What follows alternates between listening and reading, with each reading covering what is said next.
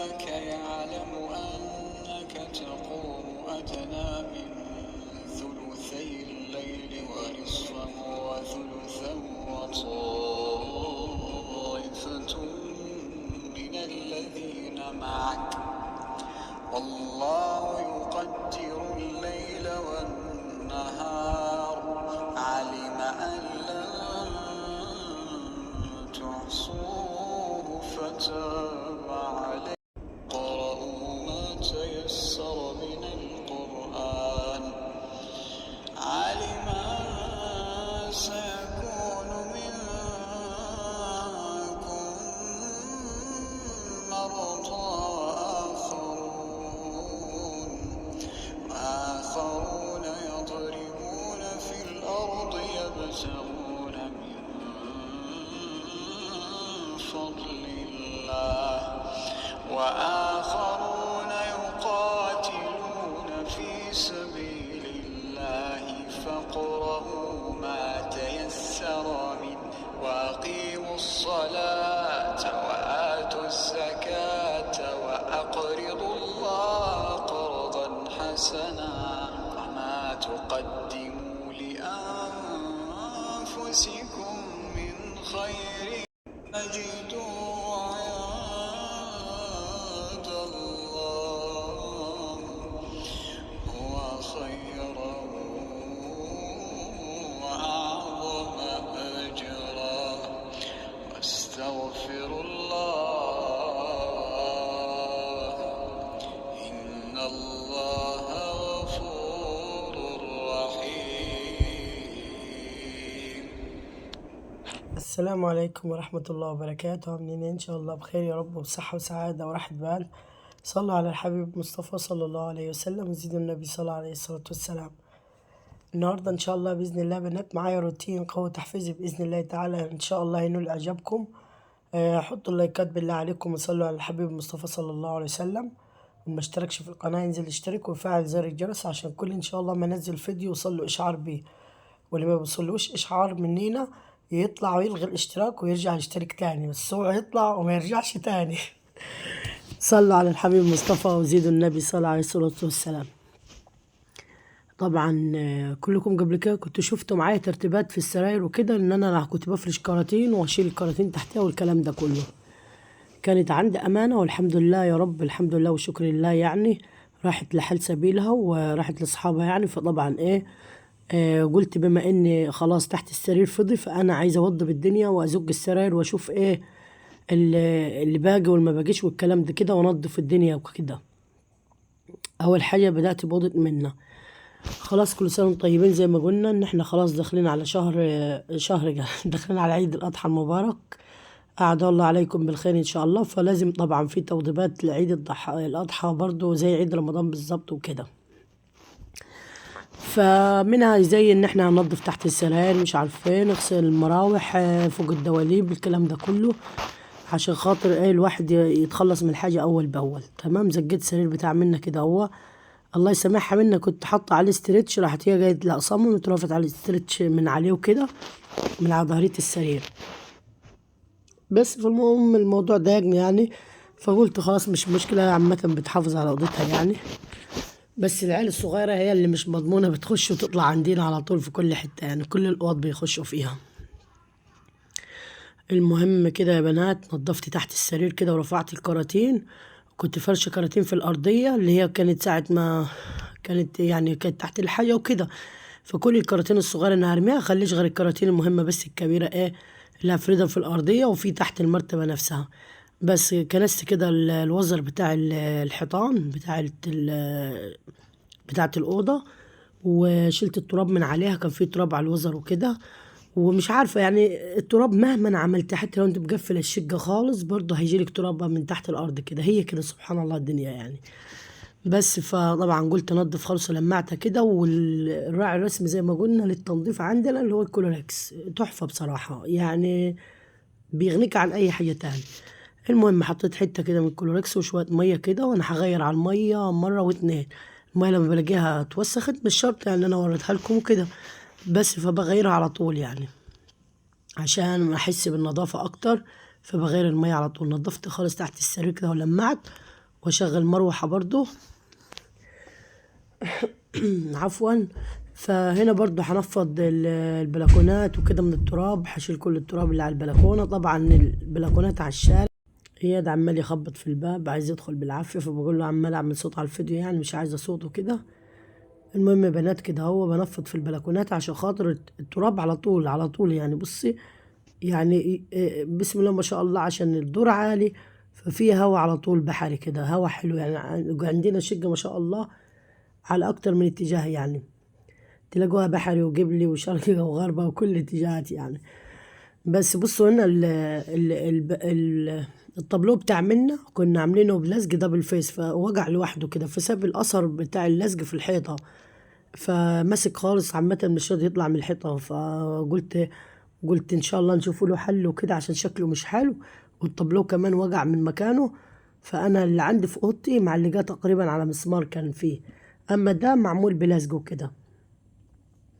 فردت بنات كرتونتين كده تحت في الأرضية. بصوا حسيت يعني براحة نفسية رهيبة بعد ما منظف تحت السراير بصراحة فوق الدواليب. دي أكتر حاجة تفرحني وتبسطني حتى من أي حاجة في الدنيا تاني. النظافة تحت السراير وتحت الدواليب دي وفوق الدواليب بتبقى حلوة قوي يعني. بس كان في تقوم السرير بتاعت منا هنا كنت حطيتهم شيلهم لها لجهازها يعني، حطيتهم في الكرتونة وقفلت عليهم كده، وحطيت الكرتونة رصيتها وجبت الملل. اما شيء غريب بقى الملل في الشتاء، في الشتاء بتعمل ايه يا ربي؟ بتصغر بتكسر، وفي الصيف بتطول. بتبقى مش قد المكان يعني، بتجيش على السرير. مش عارفة ايه السبب بصراحة. اسمع ان بيقولوا الخشب بيكش عامة، ما اعرفش المعلومة دي صح ولا ايه. اكيد. بس فهنا رصيت الملل تعبوني شوية يعني، بس حاولت ارسم على بقدر الامكان. في حاجات لقيتها اطول شوية، في حاجات يعني يدوب جاية زي ما انتم شايفين كده. بس رصيتهم كده اهو. هجيب كرتونة كبيرة كانت عندي حلوة كده، فقلت اشيل فيها الحاجة يعني، كنت مش عارفة والله واخداها من مين يعني. ففردتها كده وحطيتها في النص كده الكرتونة دي على السرير، وهحطها وهحتفظ بيها يعني، مش هقطعها ولا حاجة. ان شاء الله لما يديني ربنا ويحوش حاجة منها هحطها في الكرتونة دي. تنفع على الدولاب، تنفع لا ما تنفعش تحت السرير عشان هي عالية، تنفع على الدولاب ان شاء الله لما يكرمنا ربنا ونملوها. بس جهاز البنات دلوقتي طبعا سبحان الله تعالى يعني. الشعب المصري هنا كان في سلك كده بتاع الدش شلته، وكان في ورق رمضان كده هو احتفظت بيه وشلته هالكرتونة. الشعب المصري حسه الوحيد بس اللي في العالم كله، في الوطن العربي كله، اللي يجيب حاجة العروسة كده حاجات لا تعد ولا تحصى مطلوبة من العروسة. والعريس برضه ما اعرفش ايه ده يعني. في الدول الخليج يقول لك لا العريس عليه كل حاجة، حتى جهاز العروسة على العريس. احنا عندنا لا، العروسة عندها يعني تجيب الهدوم وتجيب المطبخ وتجيب الستاير والسجاد والأجهزة والفرش، كل حاجة كل حاجة، ما عدا عن ايه اللي هو أوضة النوم وأوضة الأطفال والكلام ده بيجيبهم العريس. الركنة ممكن تجيبها العروسة وممكن يجيبها العريس حسب المقدرة يعني. بس فالله المستعان علينا واللي معاه بنتين تلاتة الله المستعان. هنا المرتبة كانت حبري عشان أبلة منا بتذاكر لي هنا على السرير، قاعدة بتذاكر على طول عشان بتمتحن دلوقتي، فنزل الحبر فاتضايق تقوم من المرتبة. فالمهم تحسوا كيس المرتبة طويل، بس نفعوني خالص الأكياس دول والله. طويل كده عن المقاس، وإن شاء الله هيجي يوم كده وإيه هبقى أفكها وأبعتها الخياطة تاني تقصرها. فالمهم رحت قلبتها الناحية التانية، قلت تاخد ايه برضو بالمرة، تاخد وسختها الناحية التانية وبعد كده افكها خالص واغسلها وابعتها للخياطة تقصرها ان شاء الله ان كان في العمر بقية. هنا كان عندي كفر المرتبة ده ووتر بروف اللي هو ضد المية ده، فكان عندي من زمان يعني من السراير القدام الاولين لو تفتكروا معايا. فالواد جاب مقص وقصهولي الواد اياد في النص هنا حتى باينة، قص لي حتة فيه كده. فالمهم ايه رحت قلت خلاص انا ايه هطلعه واحطه كده، هو جاي بالعافية عشان تحس المرتبة محشورة. فانا قلت برضو ايه يحمي المرتبة وخلاص، فهحطه يعني اي مية اي حاجة تدلق. العيال الصغيرين برضو بيخشوا ويغلسوا بصراحة. مهما عملت انا الأوضة دي اصلي بدخل انشر فيها، فتلاقي رجلي انا رايحة جاية عليها والتلاجة كمان فيها. فدي المشكلة يعني. حتى منا بتبقى عايزة تذاكر وعايزة تركز، العيال يقعدوا يدخلوا يجيبوا حاجة من البلكونة. مش عارفة الموضوع ده مضايقني يعني، الله المستعان. هنا طلعت طقم السرير. الطقم ده كنت شارياه منها في العيد، يعني في اوضتها. طقم بينك كده او روز. فكنت شارياه يعني وفرشته في العيد وكده، مش عارفه وريتهولكم ولا لا، والله ما فاكره. المهم قلت افرشه وخلاص كده هو. آه، بصراحة يعني هي ما فيش أطقم سرير بناتي عندي خالص في الغرفة بتاعت منى دي، ما فيش غير اللي هو الطقم ده وطقم تاني أبيض، فيه فازات ورد كده اللي شفتوه معايا. وكنت فرشة أنا دلوقتي اللي قبل ما ألم ده، يعني كنت فرشة الطقم الأبيض اللي هو بتاع سريري أنا القديم من فترة، يعني كنت فرشة أولها. بس فبصراحة مني يعني عايزة لها 3 4 أطقم تغير فيهم في السراير، لأن لازم الملايات تتغير على طول يعني. فمفيش غيرهم اتنين، فالحمد لله إن شاء الله بإذن الله تعالى. الله كريم، ما نتعكز نمشي مش عارفة بيقولوا ايه، الجماز لحد ما يأتيك، مش عارفة ايه كده الأمثال اللي بيقولوها دي، ما علينا. هتضحكوا عليا دلوقتي انتوا. بس هنا برضه الخدادات الصغنونة الحلوة الكيوتة دي كانت عندي، اللي هي من الركنة القديمة لو تفتكروا. ف حسيتها لايقة مع الأوضة، مع يعني منا حباها، منا حبة تحطها يعني. فرحت قلت الكيسة اتوسخت، فقلت أغيرها واحط كيسة تانية، يعني توسخ عندي كيستين شبه بعض كده، فاحط واحدة واشيل واحدة. بس كده هو. برضو هحط المخدة برضو، الكسوة بتاعتها والخدادية وكله يعني، واظبط الدنيا خالص. الحاجة اللي راحت عليا وما لحقتش اعملها، لان بصراحة اخدت وقت في الأوضة حوالي ساعتين. لأمه منا بصراحة شلت المراتب والحط والتنظيف والترتيب تحت المراتب، ده بياخد وقت جامد يعني. وانا بصراحة يعني بشتغل بضمير، خلي عندكم علم، يعني لما احط دماغي في النظافة بشتغل بضمير، ما بكروتش الحاجة. يعني بديها حقها زايد وتالت ومتلت زي ما بيقولوا. مش ان انا كده صورت فيديو يلا على الوش هوب هوب هوب وخلصنا، لا. بديها حقها. الوزر بتاع الحيطان لازم يتغسل، يتنضف يعني ويتمسح، وانت بتغسل وانت بتمسح الارضية تمسحيه لازم. حاجات كتير، كل حاجة تعتبريها تتلمعيها في الغرفة دي. بس الحاجة الوحيدة اللي بصراحة سقطت مني هي موضوع تنظيف المروحة. هي معلهاش تراب كتير، بس أنا يعني إيه استغرقت وقت جامد في الغرفة، وكان ورايا مصالح تانية عايز تتعمل. فقلت خلاص خليها في يوم تاني المراوح، بحط السلم واطلع بالمرة المراوح كلها ان شاء الله بإذن الله تعالى وانضفها كلها. هي معلهاش تراب كتير، بس برضو ايه لازم ايدي تكون فيها اول باول، عشان برضو ايه التراب وكده. هنا بقى سبت المخدة منها، قلت لها عيش انت اللحظة دي، عشان خاطر انا ما عنديش مرار المخدة خالص. المخدات الجديدة دي مملة مملة، والكياس بتبقى صغيرة. المهم الكرتونات دول كانوا تحت السرير كده، قلت خلاص ما لهمش لازمة، بدل ما احط كراتين على الفاضي كده وعك ولك وهيصة بتاعت يعني الناس الكبيرة اللي بتحب تحتفظ بالهيصة. فأنا مش عايز أكون منهم. مش عايز أكون زي الناس الكبار اللي بيحتفظوا بالكراكيب، يفضلوا يحتفظوا بيها كده إيه لمدى الأزل كده، الأجيال اللي طالعة. فعلا في ناس والله لما أسألها وأكلمها تقول لي أمي بالظبط، تحب يا أم منى تحط الكرتون على الكرتون على الكرتون لحد ما البيت يتملي كراتين. طب إيه الفكرة إن أنت تكومي كراكيب وخلاص؟ لا بصراحة مش برشح موضوع ان انت في حاجات ملهاش لازمة تفضل تخزنيها وبس. انا صح كانت السطوع عندي فيها حاجات وكده، بس كان في وسع يعني في سطوح وكده. حاليا ما فيش سطوح، فالحاجات اللي انا عايزاها مخليها. وفي حاجات والله هتخلص منها قريب برضو، عاملة لي ازمة على الفاضي يعني. هستغنى عنها. بس في خير الكلام ما قل ودل، في الحاجة اللي عندك في البيت ما تكوميش وخلاص. اللي تقومي كده بص في شقتك، بص على البلكونة. ما تسيبيش البلكونة عندك شوية حاجات فيها اليوم النهاردة عندك 10 سنين ولسه ما زلت محتفظة بيهم، وملهمش لازمة عندك، بس انت عندك حب ان انت تحتفظي بيهم. صدقيني ملهمش اي لازمة، هتحسي بدوشة وكركبة حواليك على الفاضي. كرسي مكسور تخلص منه، ترابيزة تقول لا خليها خليها تنفع، ملهاش اي 30 لازمة. الحاجات اللي ملهاش لازمة فعلا تخلوا عنها. بلاش بصراحة الكركبة. لو تلاحظوا ان الدول بره بتقول المصريين بيموتوا في الكركبة، والله معاهم حق. في بيوت كده تلاقيها يعني عندها حاجات كده اهو، النهارده ليها يمكن النهارده ليها 30 سنة عندها ومحتفظة، لسه ما زالت محتفظة بيها. فدي بصراحة كارثة يعني. فربنا يكفينا شر الدوشة والهوسة دي وما يحببناش فيها أبدا إن شاء الله بإذن الله. مين الحلوة العسولة اللي شايفاها اللي لحد دلوقتي ما حطتليش اللايك ومستخسرها في اختها في الله؟ يعني مين فيكم مش عايزة تحط لي اللايك كده ومستبخلة اللايك عليا يا بنات؟ انا عارفة ان عندي ناس حلوة والله، وناس بتحب الخير، وناس بتدعمني، وناس واقفة معايا، ربنا يبارك لي فيهم ويجازيهم خير يا رب.